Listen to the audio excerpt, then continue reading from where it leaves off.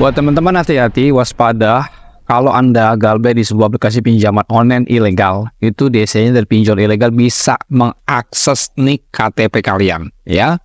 Nih kalau kalian galbay di pinjol, nik KTP kalian itu bisa diakses oleh DC pinjol atau dari pihak pinjol ilegal. Bagaimana cara DC pinjol mengakses nik KTP kalian?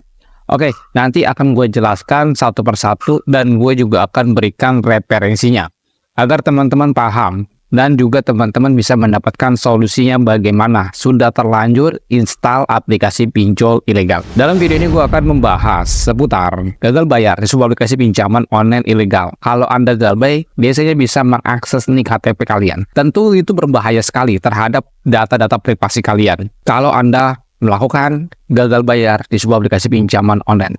Tapi bukan hanya sekedar gagal bayar saja bro, tapi kalau Anda sudah terlanjur mendaftar di sebuah aplikasi pinjaman online ilegal. Jadi gue sarankan teman-teman, mulai dari sekarang, jangan coba-coba install pinjol ilegal. Maupun disetujui atau tidak disetujui. Oke, gue akan masuk saja ke dalam pembahasan.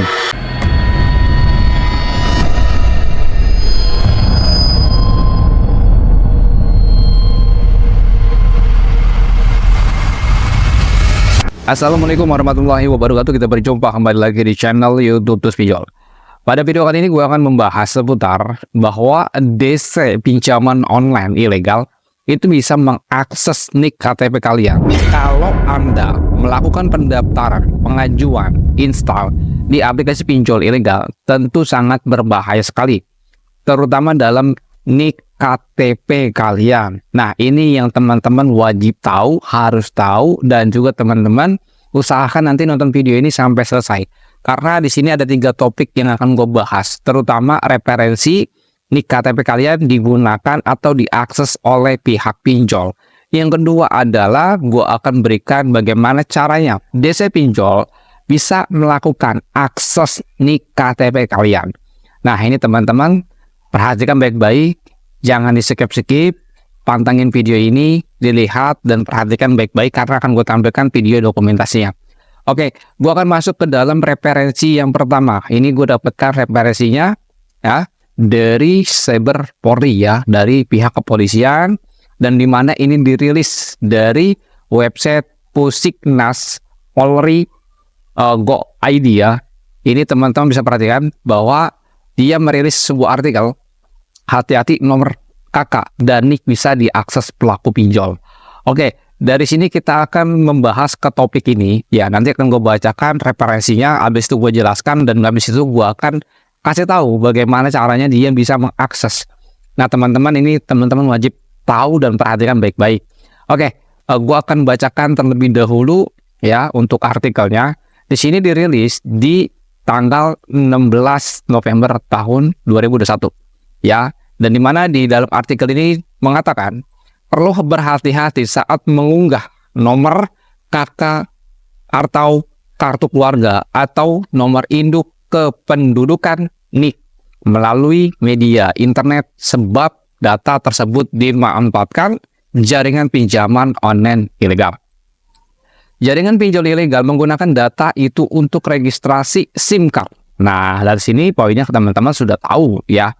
Teman-teman juga harus tahu bahwa ketika Anda gagal bayar di sebuah aplikasi pinjaman online, tentu banyak sekali nomor-nomor yang spam, yang teror masuk di WA Anda ataupun di telepon seluler Anda. Itu bahkan nomornya sampai ribuan dan ratusan masuk ke handphone kalian.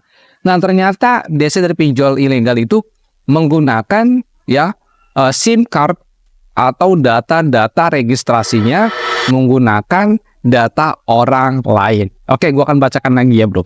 Jaringan pinjol ilegal menggunakan data itu untuk registrasi SIM card. Biasanya konsumen yang membeli SIM card harus melakukan registrasi dengan memasukkan nomor KK dan NIK. Setelah itu barulah SIM card bisa diaktifkan dan digunakan oleh konsumen. Pelaku mendapatkan data KK dan NIK itu dari platform komunikasi berinisial S. Mereka lalu menggunakan data itu registrasi SIM card. SIM card kosong didapat dari kedua distributor yaitu PT HT dan VL.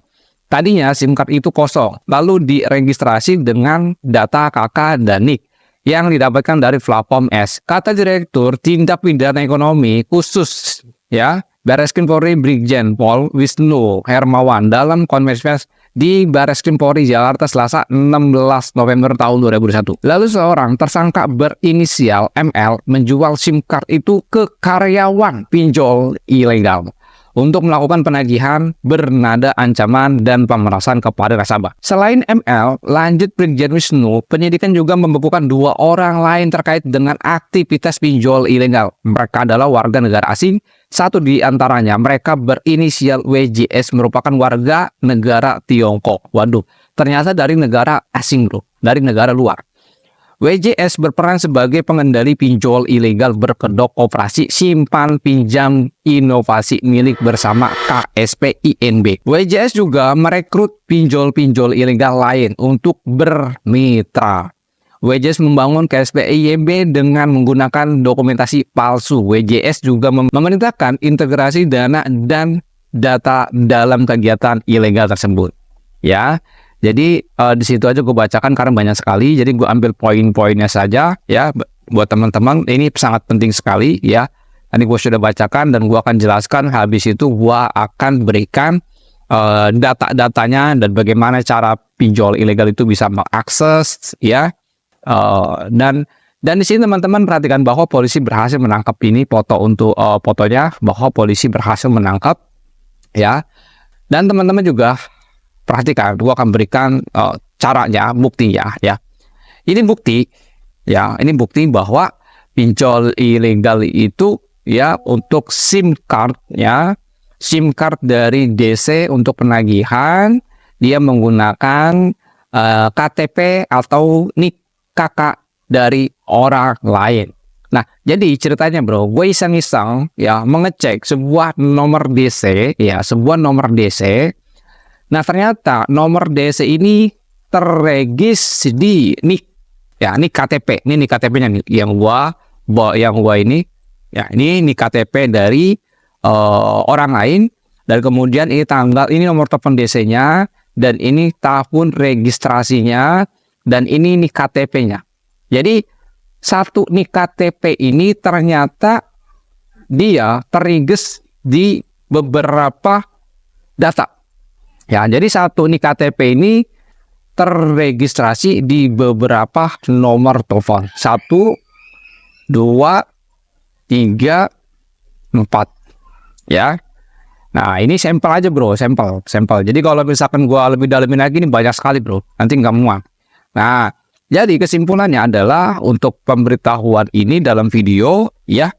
Ketika teman-teman memiliki sebuah teror ya, ancaman berupa di WA atau di telepon, nomor telepon yang ngecat Anda itu ternyata isi registrasinya menggunakan data orang lain.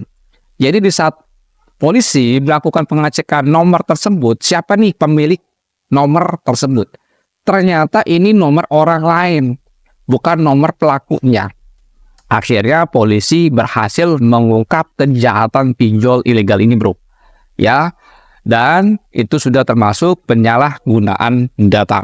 Jadi teman-teman pasti akan bertanya, Bang, kalau misalkan gue sudah terlanjur install pinjol ilegal, sudah upload KTP, itu bagaimana? Tadi di dalam artikel sudah dijelaskan bahwa kalau kalian meregistrasi SIM card harus membutuhkan 2 dokumen.